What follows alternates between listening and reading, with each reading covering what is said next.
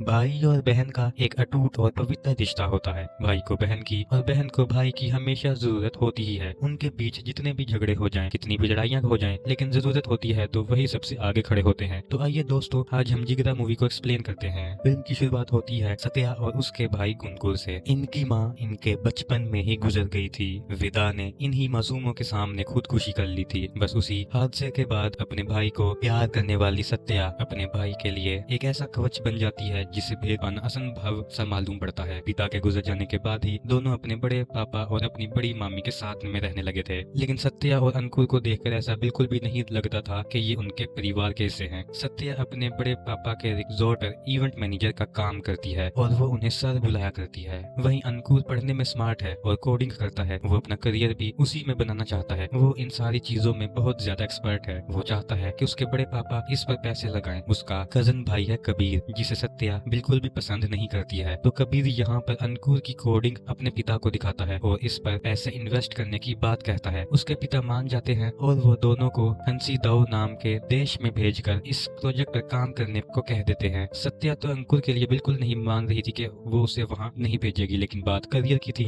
इसलिए सत्या को मानना पड़ता है। और फिर कुछ ही दिनों के बाद अंकुर और कबीर को हंसी दाऊ नामक देश भेजा जाता है। तो सत्या अंकुर को हंसी दाऊ जाने से पहले समझा देती है कि तुम्हें वहाँ से अपने काम से ही मतलब रखना है, क्योंकि उसे अंकुर की बहुत ज्यादा चिंता रहती है। अब हंसी दाऊ जाकर अंकुर और कबीर अपना काम करने लगते हैं और वहाँ पर वो खूब इंजॉय भी कर रहे थे। जब वो एक पार्टी में जाते हैं तो कबीर उस पार्टी में ड्रग्स का एक पैकेट ले लेता है, जिसके बारे में अंकुर को बिल्कुल भी मालूम नहीं था। लेकिन जब ये बात पुलिस को मालूम चली तो पुलिस इनका पीछा करती है और फिर बाद में कबीर के जेब से वो पैकेट हाथ लग जाता है, जो देखकर अंकुर तो पूरी तरह से हैरान था, क्योंकि उसे तो इस बारे में कुछ भी नहीं मालूम था। तो इन दोनों को तुरंत ही पुलिस स्टेशन ले जाया जाता है। बाद में इन दोनों के घर जब पता चलता है तो वहाँ कबीर के पिता जसवंत नाम के लॉयर को पुलिस स्टेशन भेजता है। लेकिन हमें मालूम चलता है कि अंसी दाव में नारकोटिक्स डिपार्टमेंट के अगेंस्ट कोई क्राइम करता है तो इसे बहुत ही हीनियस क्राइम माना जाता है। तो जसप्रीत यहाँ पर कबीर के पिता से सारी बातें कर लेता है। इसने तो वैसे कबीर वाला था, लेकिन जसवंत यहाँ अंकुर को फंसा देता है। वो उसे कहता है कि सिर्फ 3 महीने की बात है, अगर तुम 3 महीने जेल में बिता लोगे तो तुम्हारे बड़े पापा खुश हो जाएंगे और कबीर भी यहाँ से निकल जाएगा। थोड़ी देर के बाद पुलिस स्टेशन से अंकुर सत्या के पास कॉल करता है। सत्या को सारी बातें बताता है कि उसे कुछ भी समझ नहीं आ रहा है कि आखिर यहाँ पर क्या हो रहा है। लेकिन सत्या को अंकुर की बहुत ज्यादा टेंशन हो रही थी। लेकिन वहाँ कबीर की फैमिली वाले सिर्फ और सिर्फ कबीर को बचाना चाहते थे। उन्हें अंकुर की कोई भी चिंता नहीं थी। जसवंत के लॉयर ने यहाँ अंकुर से कहा था कि जब यहाँ कोई तुमसे सवाल पूछे तुम बस यस कर देना, तुम्हें ज्यादा से ज्यादा 3 महीने की सजा होगी। इसके लिए अंकुर मान जाता है, क्योंकि कबीर उसके भाई की तरह था, इसलिए वो कुर्बानी दे देता है। और जब अंकुर से कोर्ट में सवाल पूछा जाता है तो यहाँ पर अंकुर ने बिना सोचे समझे यस बोल दिया था। अंकुर ने तो ये सोचा भी नहीं था कि उसे सजाए मौत की सजा मिल जाएगी। 3 महीने के अंदर उसे इलेक्ट्रिक शॉक देकर सजाए मौत दे दी जाएगी। ये सुनकर तो अंकुर पूरी तरह से हैरान था। वहीं दूसरी तरफ जसवंत कबीर को इंडिया ले गया था। वहीं सत्या को सारी सिचुएशन समझा दी गई थी। उसे बताया गया था कि 3 महीने की सजा होगी, लेकिन अब उसे सजाए मौत दे दी जाएगी। ये सुनने के बाद तो सत्या पूरी तरह से भड़क जाती है। वो यहाँ अपने बड़े पापा से 2 करोड़ रुपए लेती है और चार्टर्ड फ्लाइट से वो सीधा वहाँ जाती है। और जाते जाते मालूम चलता है कि उसके बड़े पापा के ऑफिस में आग लग चुकी है और ये आग दरअसल में सत्या ने ही लगाई है। चार्टर्ड फ्लाइट में सत्या खाना मंगवाती है। यहाँ जितना भी खाना था वो सारा मंगवा लेती है, क्योंकि वो अपने बड़े पापा से बहुत ही ज्यादा गुस्सा थी। जिसके बाद वो हंसू दाव पहुंच चुकी थी। सत्या को किसी भी हालत में अपने भाई से मिलना था, इसलिए वो जैसे तैसे करके हंसू दाव के पुलिस स्टेशन पहुंच जाती है, जहाँ के रूल्स एकदम अलग और स्ट्रिक्ट हैं। सत्या अपने भाई से मिलने वाली थी, लेकिन उससे पहले वो बहुत ही ज्यादा उदास थी और कोशिश करती है कि वो अपने एक्सप्रेशंस अपने भाई को ना दिखाए। जिसके बाद सत्या अपने भाई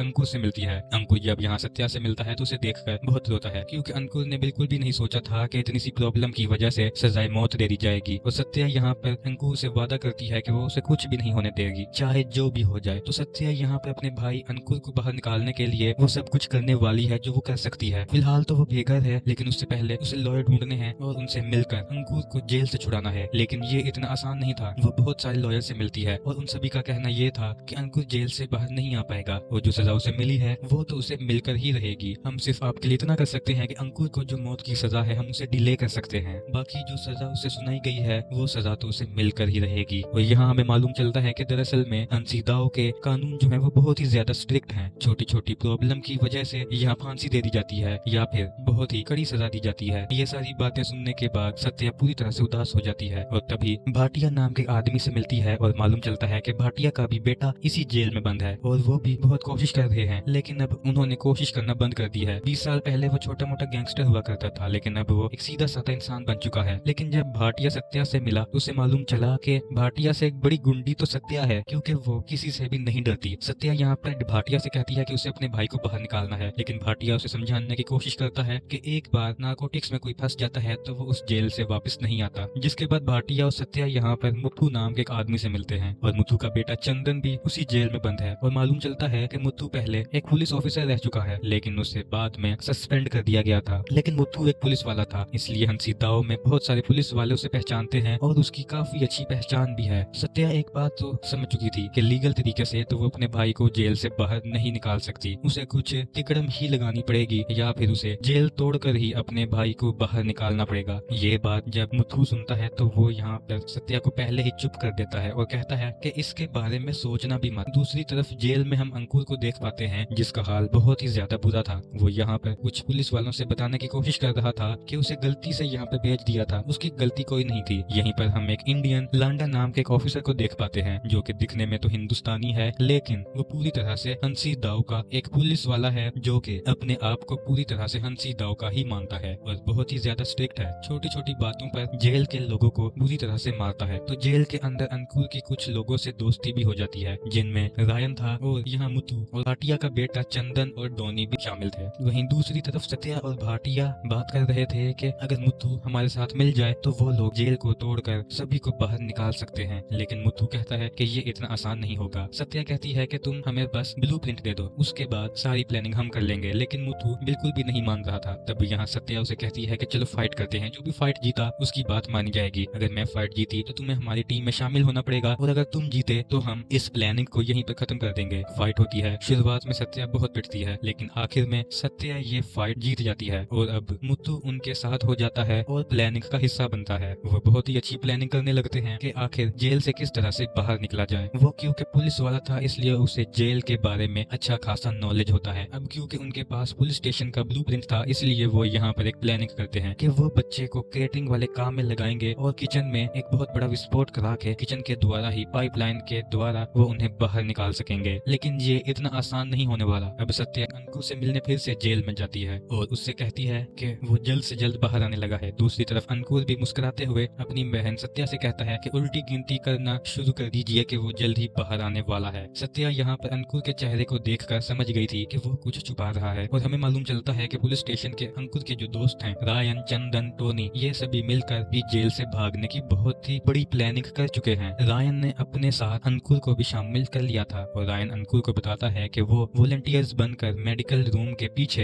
एक टनल में खुदाई कर रहे हैं और ये काम वो पिछले 2 सालों से करते आ रहे हैं। जल्द से जल्द ये खुदाई पूरी हो जाएगी और हम टनल के द्वारा बाहर निकल जाएंगे। लेकिन उससे पहले यहाँ सत्या की पूरी टीम अंदर एक मैसेज पहुंचाना चाहती है। अब भाटिया अपने बेटे टोनी को पंजाबी में लिखकर एक मैसेज पहुंचाता है, लेकिन वो मैसेज टोनी नहीं पढ़ पाता है। वहीं जेल में हम ये देखते हैं कि मुथु के कहने पर जेल में अंकुर के दोस्तों को मेडिकल वॉलंटियर्स से हटाकर केटरिंग के काम पे लगा दिया था, क्योंकि सत्या और मुथु का तो ये प्लान है कि वो उन्हें किसी तरह से किचन में ले जाएं और वहां से वो टनल के रास्ते से बाहर निकल सकें। लेकिन रायन का प्लान कुछ और है। वो मेडिकल रूम से वहां टनल के द्वारा बाहर निकलेंगे। तो रायन यहाँ पर अंकुर से कहता है कि जरूरी नहीं है कि वॉलंटियर्स बनकर ही हम मेडिकल रूम में काम करें, हम बीमार होकर भी मेडिकल रूम में पहुंच सकते हैं और उस टनल के द्वारा बाहर जा सकते हैं। तो रायन ने यहाँ पर एक प्लान बनाया था और वो यहाँ अंकुर और टोनी के खाने में कुछ चीजें मिलवा देता है, जिस वजह से खाना खाने पर उन्हें फूड पॉइजनिंग हो जाती है और उनकी तबीयत बहुत ज्यादा बिगड़ चुकी थी। ये मान लीजिए कि वो तो पूरी तरह से सीरियस हो चुके थे। तब उन दोनों को तुरंत ही मेडिकल रूम में ले जाया जाता है। ये बात बाहर भी मालूम चल चुकी थी। सत्या, मुथु और भाटिया को जब ये बात मालूम चलती है तो वो पूरी तरह से उदास हो चुके थे, क्योंकि उनकी प्लानिंग पूरी तरह से फेल हो चुकी थी। क्योंकि वो आज का ही दिन था जब वो लोग किचन के द्वारा इन्हें बाहर निकालने वाले थे, लेकिन रायन की प्लानिंग वहाँ सक्सेसफुल हो चुकी थी। मौका देखकर ये सभी लोग मेडिकल रूम के बाहर टनल में चले जाते हैं और टनल के रास्ते से ये लोग बाहर निकलने में भी सक्सेसफुल हो जाते हैं। लेकिन इसके बारे में ऑफिसर लांडा को मालूम चल गया था। वो तुरंत ही इनके पीछे पुलिस छोड़ देता है और इन्हें पकड़ भी लेता है। यहाँ पर वो रायन को गोली भी मार देता है, क्योंकि उसने पुलिस वाले को पकड़ लिया था। बाद में यहाँ इन तीनों को फिर से जेल में डाल दिया गया। लेकिन हंसी दाव के कुछ रूल्स बहुत ही अलग हैं। अगर कोई जेल से भागने की कोशिश करता है तो उन्हें इमीडिएट फांसी दे दी जाती है। इसीलिए यहाँ मुथु, सत्या और भाटिया को जेल में बुलाया जाता है और उन्हें उनके बच्चों की आखिरी तस्वीर दी जाती है और कहा जाता है कि 4 दिनों के अंदर उन्हें फांसी दे दी जाएगी। यह सुनने के बाद सत्या पूरी तरह से हैरान थी क्योंकि वो अभी तो प्लानिंग करना शुरू ही कर रहे थे, लेकिन यहाँ तो सारी प्लानिंग चौपट हो चुकी थी। भाटिया को ऐसा लग रहा था कि अब सब खत्म हो जाएगा, लेकिन सत्या कहती है कि वो अंकुर की बहन है और वो अपने भाई को बाहर जरूर निकालेगी। सत्या बताती है कि हम लोग पुलिस स्टेशन की इलेक्ट्रिसिटी पूरी तरह से बंद कर देंगे, यहाँ तक कि वो तो पूरे शहर की ही बिजली बंद कर देंगे, लेकिन पुलिस स्टेशन को जनरेटर से भी बिजली मिलती है, इसीलिए वहाँ तक जाने वाले फ्यूल के टैंकर को भी ठिकाने लगाना था। लेकिन मुत्तू पूरी तरह से डिसएग्री था। वो यहाँ सत्या को समझाता है कि अपने भाई को बचाने के चक्कर में तुम उस जेल से 6000 कैदियों को रिहा करवा दोगी, क्योंकि जब बिजली सप्लाई बंद होगी तो सारे गेट अपने आप खुल जाएंगे। लेकिन सत्या कहती है कि उसे सिर्फ और सिर्फ अपने भाई की चिंता है और वो अपने भाई को बाहर निकाल कर ही रहेगी, और वो भाटिया के बेटे टोनी और तुम्हारे बेटे चंदन को भी बाहर निकालेगी। लेकिन मुत्तू उसका साथ नहीं देता है और वो कहता है कि मैं तुम्हारे रास्ते में बिल्कुल भी नहीं आऊंगा।